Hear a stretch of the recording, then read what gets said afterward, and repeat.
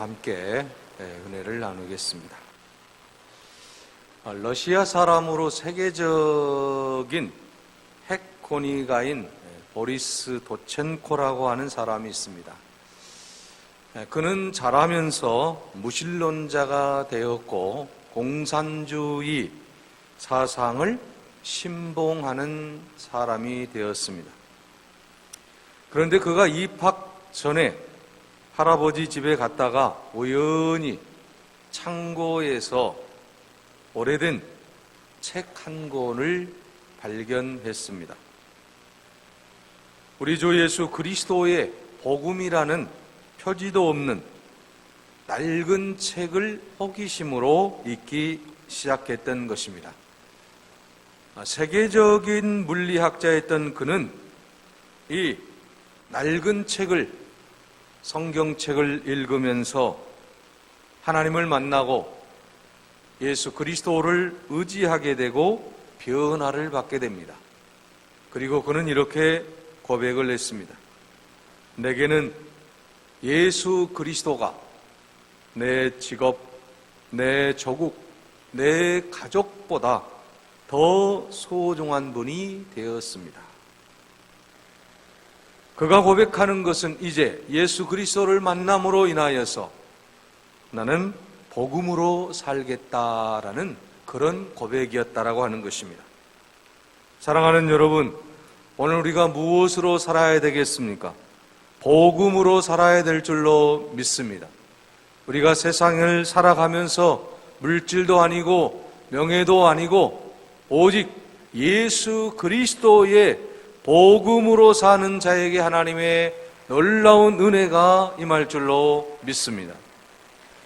여러분, 열왕기하 5장 1절에서 10절에도 보면 아람 나라 군대 장관인 나아만의 이야기가 나오고 있습니다. 이 나아만이라고 하는 사람은 굉장히 불행한 사람이지 않습니까? 모든 명예와 권세를 움켜쥐었는데 무슨 병에 걸렸냐 하면 한센시 병에 걸리고 만 거예요. 당시에는 우리가 문둥병이라고 그랬죠. 여러분, 당시만 해도 부끄러운 병이요 또한 불치의 병이요 하나님이 내리시는 병이다라고 생각을 했다라고 하는 것입니다. 자, 나아만이 문둥병에 걸리자 아람의 모든 대신들이 또 왕이 걱정을 하기 시작했습니다. 왜냐하면 나아만은 그만큼 모든 사람들에게 인정을 받은 사람이었기 때문입니다.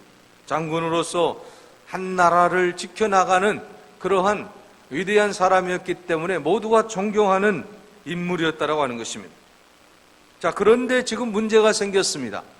한센시병에 걸려서 언제 죽을지 모르는 그러한 삶을 살아가고 있다라고 하는 것입니다. 자, 여러분, 그런 가운데에 그의 집에 가정부로 일하고 있는 이스라엘 소녀가 있었습니다. 이 소녀가 가만히 보니까 자기의 주인인 나아만이 이제 이 한센시 병에 걸려서 죽게 되었다라고 하는 것을 알게 됩니다. 그리고 그가 아는 상식을 이제 그에게 말을 합니다. 우리나라에는, 이스라엘에는 선지자가 있습니다. 하나님을 의지하고 하나님을 믿는 선지자가 있는데 그 선지자는 하나님의 은혜로 모든 병을 고칠 수가 있습니다. 자, 여러분, 이 소녀가 나아만에게 준 이 소리는 복음입니다. 이 복음을 듣고 나아만이 어떻습니까? 그러면 내가 그 선지자를 찾아가야 되겠다. 그리고 엘리사 선지자를 찾아가게 되고 엘리사의 말에 순종함으로 말미암아 하나님의 은혜로 그의 병을 깨끗이 치료를 받았다라고 하는 사실입니다. 자, 여러분, 이처럼 복음은 누군가에게 전해질 때에 놀라운 능력이 나타나게 된 줄로 믿습니다. 여러분이 전하는 복음은 이스라엘의 그 소녀가 나아만에게 전했던 그 복음처럼 능력의 복음이 될 줄로 믿습니다. 여러분, 그러면 이 복음이라고 하는 것이 무엇입니까? 복음이라고 하는 것은 예수 그리스도를 말하는 거 아니겠습니까? 복된 소식인데 바로 그 복된 소식이 예수 그리스도예요. 그러니까 예수 그리스도 자체를 우리는 복음이라고 하는 거예요. 그러므로 오늘 우리가 복음으로 산다라고 하는 말은 다시 말하면 나는 예수님과 살겠습니다. 그런 말씀이죠. 그러므로 오늘 우리가 예수님과 살 때 어떤 역사가 일어나겠습니까? 영혼이 살고 육신도 살아나는 것이죠. 영육 간의 놀라운 은혜와 축복을 받게 될 줄로 믿습니다. 자, 여러분, 그런데도 이 땅에서 수많은 사람들이 예수를 믿지 않고 죽어가는 사람들이 있다라고 하는 것입니다. 전 세계적으로도 보면 수많은 사람들이 죽어가고 있는데 약 3분의 2가 예수를 믿지 않고 죽어가고 있다라고 하는 것입니다. 여러분, 요즘 코로나 시국에서도 많은 사람들이 죽음을 당하고 있지 않습니까? 자, 이들 가운데서도 예수님을 믿는 자와 믿지 않는 자가 구분이 되는 것을 우리가 볼 수가 있습니다. 여러분, 전 세계 해마다 4,000명씩 죽어간다고 하지 않습니까? 그냥 자연사로 죽어가는 게 그렇게 된다라고 하는 것이죠. 그런데 그 중에서 복음을 듣고 복음 안에서 사는 사람과 그렇지 않는 사람이 구분되어져 있다라고 하는 사실입니다. 그러므로 오늘 우리는 죽어가는 영혼들에게 예수 그리스도의 복음을 전해야 될 사명이 우리에게 있는 줄로 믿습니다. 교회는 여러분 두 가지 측면에서 말을 하고 있습니다. 하나는 모이는 교회예요. 이처럼 이렇게 주일날 교회에 모여서 함께 예배를 드리고 함께 찬양을 하고 기도하고 은혜를 받고 하나님의 영광을 드러내는 그러한 모이는 교회가 있어요. 그래서 그곳에서 교제하고 함께 하나님의 영광을 드러내는 것이죠. 그리고 거기에서 힘을 얻고 이제 또 다른 하나의 교회는 무엇입니까? 흩어지는 교회이지 않습니까? 말씀과 기도로 무장을 하고 이제는 그리스도인이 세상에 나가서 그리스도인의 사명을 감당하는 것입니다. 전도의 사명, 봉사의 사명, 이웃을 사랑하는 사명, 이 모든 것들을 수행한다라는 것입니다. 이처럼 오늘 우리 모든 교회는 또 우리 교회는 모이는 교회와 흩어지는 교회로서의 아름다운 균형이 잡힌 그런 교회로 하나님 앞에 영광을 돌려야 될 줄로 믿습니다. 바로 그런 교회가 복음으로 사는 교회이기 때문입니다. 자, 여러분, 오늘 본문의 말씀을 보시기 바랍니다. 오늘 본문의 말씀에 보게 되면 17절에 복음에는 하나님의 의가 나타나서 믿음으로 믿음에 이르게 하나니 기록된 바 오직 의인은 믿음으로 말미암아 살리라 말씀하고 있습니다. 자, 여러분, 복음이라고 하는 이 말은 기쁜 소식 아니겠습니까? 죽어가는 사람에게 여러분 의사가 이제 진찰을 하고 그리고 그 모든 질병을 치료해 주겠다라고 내환을 하면 얼마나 기쁘겠어요. 바로 죽어가는 사람에게 누군가가 도움을 주고 살려주는 역할, 이걸 우리가 복음이라고 하는 것이죠. 다시 말하면 예수 그리스도가 이 세상에 오신 것은 죽어가는 그 한 인간을 살리기 위해서 예수 그리스도가 오셨다라고 하는 것 아니겠습니까? 영원히 죽을 수밖에 없는 한 인간을 구원하시기 위해서 예수 그리스도가 오시고 예수 그리스도를 의지하는 자에게 구원의 은총을 허락해 주셨다라고 하는 사실입니다. 그러므로 이 놀라운 복음의 소식은 계속 증거되어야 된다라는 말씀인 것입니다. 자, 이처럼 오늘 우리는 예수 그리스도로 인하여서 구원의 은총을 누린 사람들입니다. 그러므로 오늘 우리는 그 구원의 감격을 가지고 살아야 될 줄로 믿습니다. 구원의 감격이 우리 안에 있을 때 놀라운 역사가 일어나는 것 아니겠습니까? 구원받은 자로서의 기쁨이 우리 안에 샘솟듯 솟아나야 될 줄로 믿습니다. 그래서 조지 윗필드는 이렇게 고백했습니다. 복음은 말로 설명할 수 없는 기쁨이었고 영광으로 가득 찬 기쁨이었다.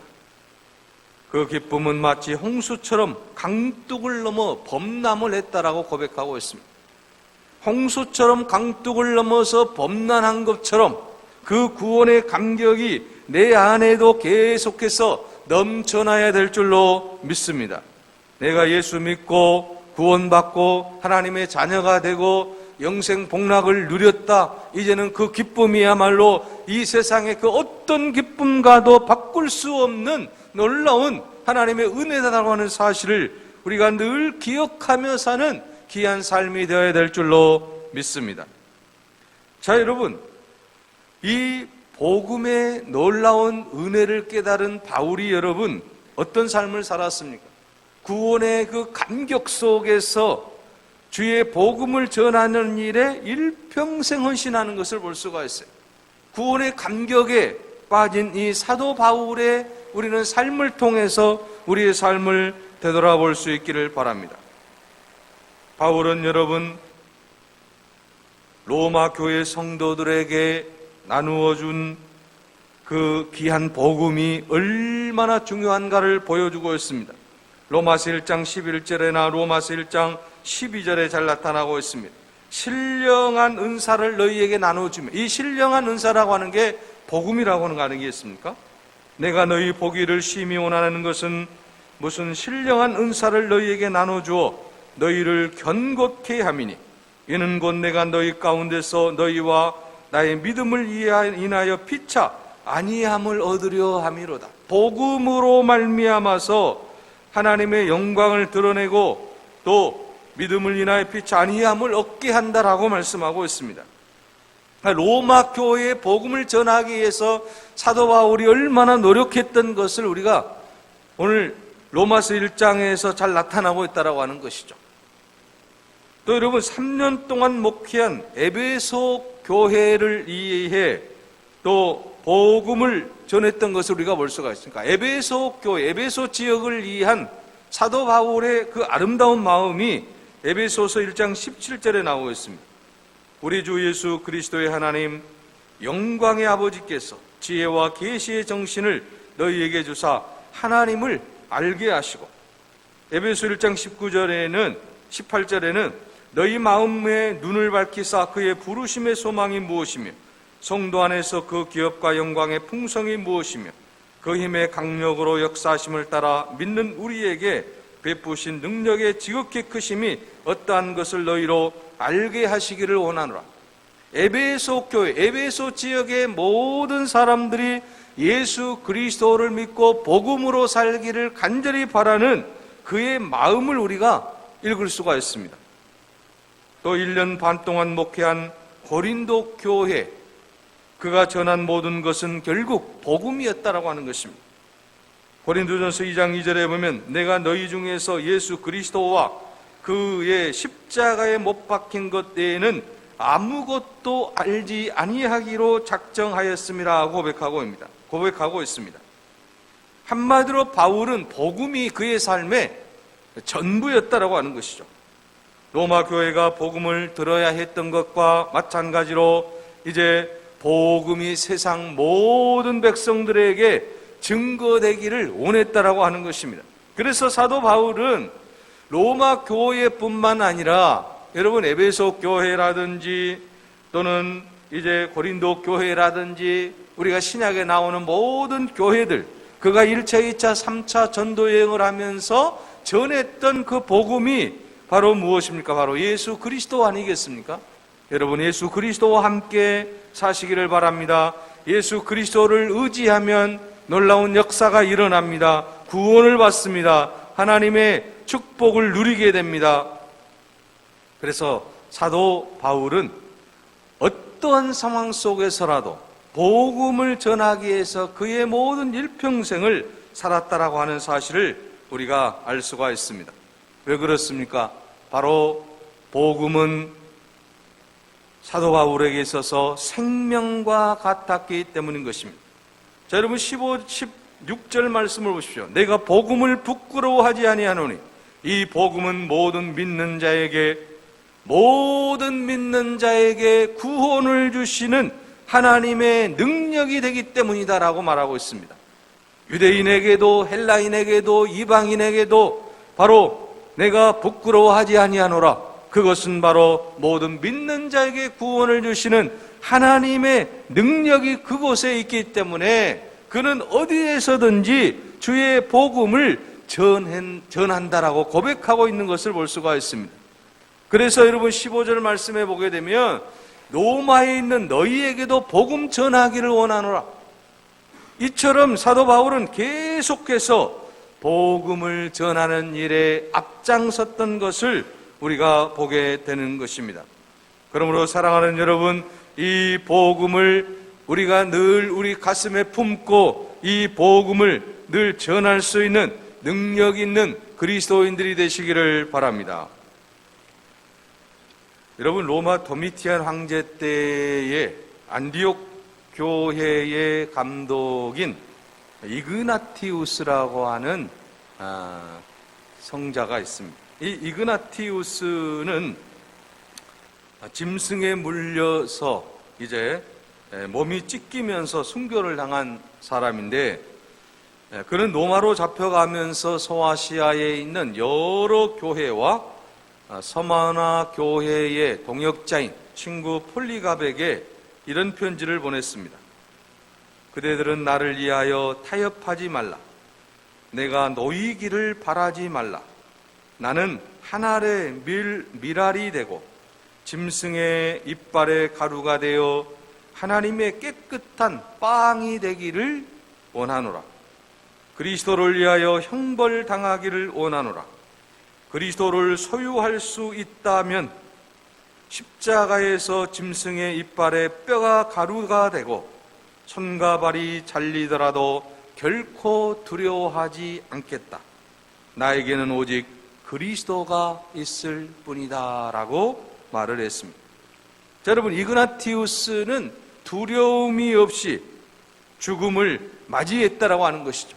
요한복음 12장 24절에 있는 말씀처럼 한 알의 밀이 땅에 떨어져 죽지 아니하면 한 알 그대로 있고 죽으면 많은 열매를 맺는다라고 하는 그 말씀처럼 자기는 복음을 위해서 내 몸을 바칠 그러한 마음의 준비가 다 되어 있다라고 고백하고 있는 것을 볼 수가 있습니다. 자, 여러분, 이처럼 목숨을 걸고 복음을 전했던 우리가 신앙의 선배들 또 믿음의 선진들을 우리가 보게 될 때에 우리는 감사하지 않을 수 없고, 또한 우리도 이제 그 믿음을 본받아 나아가야 될 줄로 믿습니다. 자, 그러면 이렇게 여러분 귀중하고 소중하고 아름다운 이 복음을 우리가 어떻게 전해야 될 것이며, 또한 이 복음이 과연 어떠한 말씀인가를 우리가 분명하게 오늘 본문을 통해서 깨달을 수 있기를 바랍니다. 여러분, 오늘 본문 말씀에 보게 되면 17절에 복음에는 무엇이 나타난다고 했습니까? 하나님의 의가 나타난다라고 말씀하고 있습니다. 자, 여러분, 이 복음이 내포하고 있는 깊은 뜻이 있어요.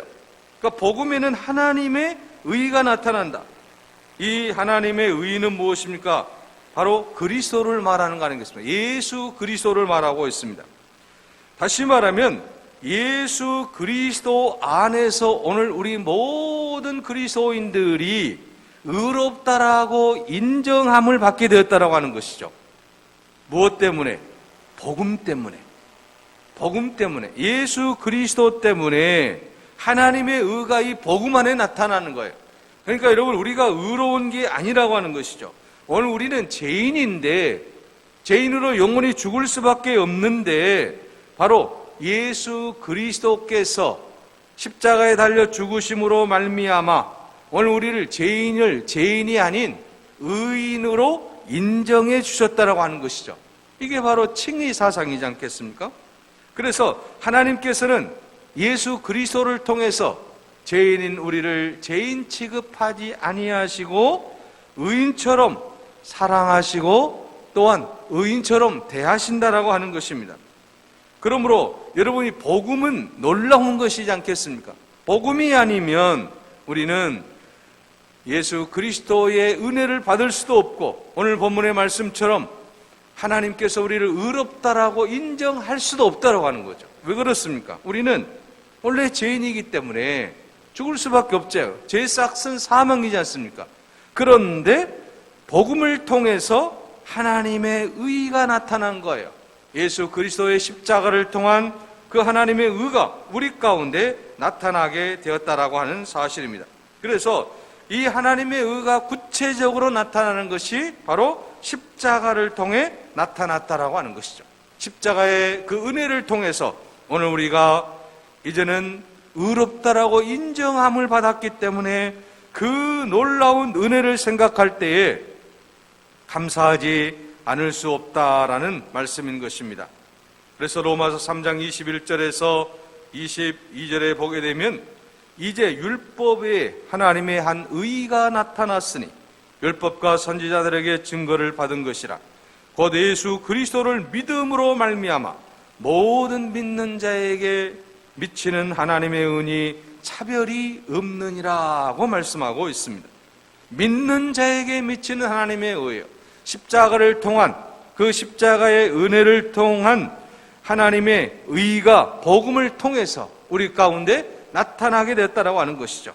그러므로 이 복음은 하나님의 의가 나타나는 통로가 되었다라고 하는 사실을 볼 수 있습니다. 또한 이 복음은 믿음으로 믿음에 이르게 한다라고 말씀하고 있습니다. 하나님의 의인 그리스도께서 내 의가 되는 길이 믿음이라는 길을 통해서 이루어진다라고 하는 사실입니다. 내가 예수 그리스도를 나의 주인으로 받아들이는 그 순간 이제 내 안에서 하나님께서 예수 그리스도를 통해서 우리를 의인이라고 인정해 주신다라는 말씀인 것입니다. 그래서 이 믿음으로 믿음에 이르게 하는 놀라운 역사가 바로 이 복음 안에 있다라고 하는 사실입니다. 사도 바울은 갈라디아서 2장 20절에 내가 그리스도와 함께 십자가에 못 박혔으니 이제 내가 사는 것은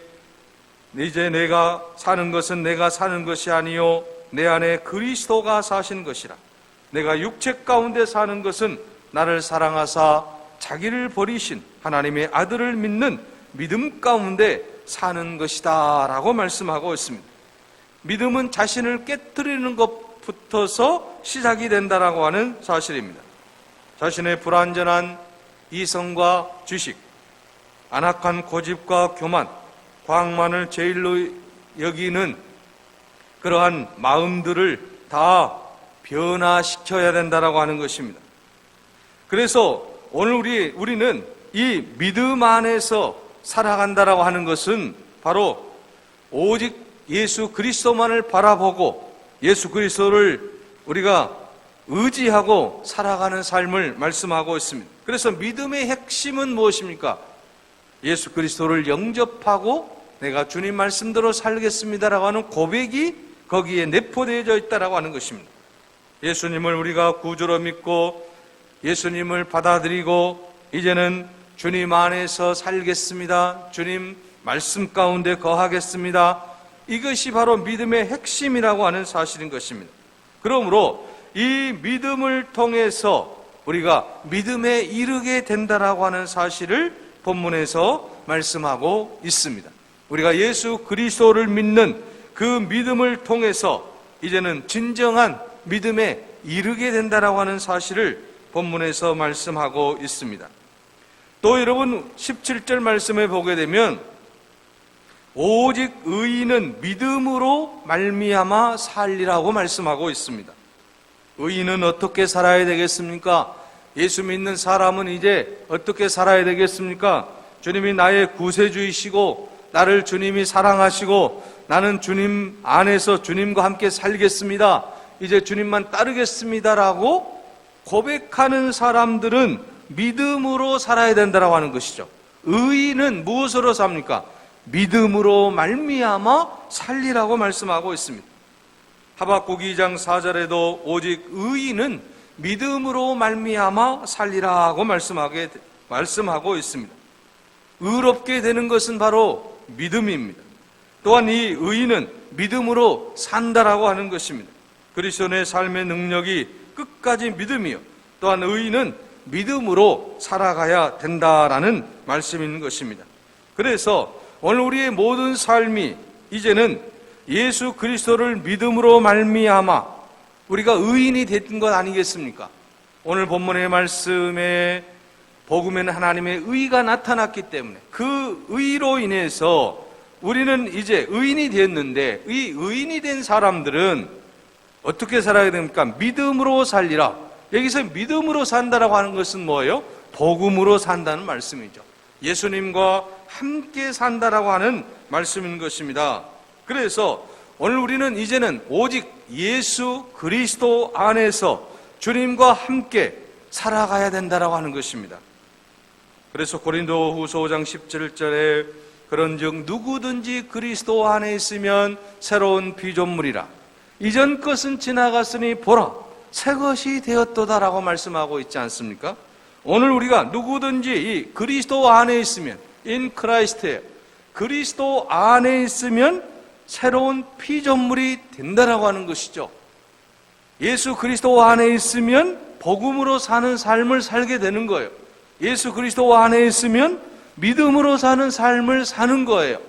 오늘 우리는 예수 그리스도 안에서 이제 날마다 복음으로 사는 여러분이 되시기를 바랍니다. 예수 그리스도를 믿음으로 말미암아 의인이 된 우리들이 이제 우리가 어떻게 이 세상을 살아가야 되겠습니까? 물질로 사는 것이 아닙니다. 명예로 사는 것이 아닙니다. 오직 예수 그리스도 안에서 복음으로 살아갈 때에 하나님의 놀라운 능력을 체험하게 될 줄로 믿습니다. 복음은 능력입니다. 오늘 본문 16절에 말씀합니다. 모든 믿는 자에게 복음은 구원을 주시는 하나님의 능력이라고 말씀하고 있습니다.